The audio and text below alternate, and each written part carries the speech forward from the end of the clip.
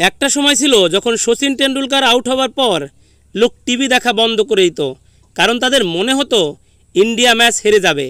তারপর ভারতীয় ক্রিকেটে অনেক নতুন নতুন ক্রিকেটার এসেছেন, অনেক বড় বড় ক্রিকেটার এসেছেন, কিন্তু বর্তমান সময়ে এটা বলা ভুল হবে না যেই রোহিত শর্মা আউট হয়ে যাচ্ছেন এমন মনে হচ্ছে টিম ইন্ডিয়া মনে হয় শেষ হয়ে গিয়েছে। রোহিত শর্মা যখন ব্যাট করছে তখন পিচ একরকম মনে হচ্ছে, এবং বাকি ব্যাটসম্যানরা যখন ব্যাট করছে তখন পিচ সম্পূর্ণ আলাদা হয়ে যাচ্ছে। রোহিত শর্মা যেখানে 4-6-এর বন্যা বইয়ে দিচ্ছেন, বাকি ব্যাটসম্যানরা তাদের উইকেটই সামলাতে পারছেন না। রোহিত শর্মাকে দেখে মনে হচ্ছে তিনি অ্যাকচুয়াল হিরো। রোহিত শর্মা একরকম কন্ডিশনে ক্রিকেট খেলছেন, বাকি ক্রিকেটাররা সম্পূর্ণ আলাদা। 37 বছরের রোহিত যখন 150-এর আশেপাশে স্ট্রাইক রেটে ব্যাট করছেন, যেটা দেখে মনে হচ্ছে তিনি 25-26 বছরের একরোখা যুবক। প্রথম ওডিআইতে পাওয়ার প্লেতেই হাফ সেঞ্চুরি তুলে নিয়েছেন, দ্বিতীয় ওডিআইতেও পাওয়ার প্লের মধ্যেই করেছেন হাফ সেঞ্চুরি।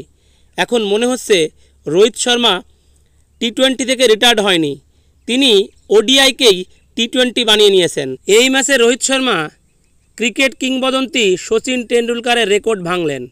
সচিন টেন্ডুলকার ওডিআইতে 120 বার 50+ রান করেছেন, এদিন রোহিত শর্মা 121 বার 50+ রান করে টেন্ডুলকারের এই রেকর্ড ভেঙে দিলেন। দ্বিতীয় ওডিআই ম্যাচে রোহিত শর্মা 4টি 6 এবং 5টি 4 মেরেছেন, অসাধারণ একটি ইনিংস উপহার দিয়েছেন। আর এই রোহিত শর্মা আউট হবার পরই 7-8 রান রেট নেমে আসে 2-3-এ। রোহিত শর্মা ভারতীয় ক্রিকেটের ইতিহাসে ওডিআইতে সর্বোচ্চ রান সংগ্রাহকের তালিকায় 4 নম্বরে উঠে এসেছেন। সচিন টেন্ডুলকার 18,426 রান করে প্রথম স্থানে রয়েছেন। দ্বিতীয় স্থানে রয়েছেন বিরাট কোহলি। বিরাট কোহলি 13,872 রান সংগ্রহ করেছেন। তৃতীয় স্থানে সৌরভ গাঙ্গুলি, তিনি করেছেন 11,221 রান। এবং চতুর্থ স্থানে উঠে এসেছেন রোহিত শর্মা, তিনি করেছেন 10,831 রান।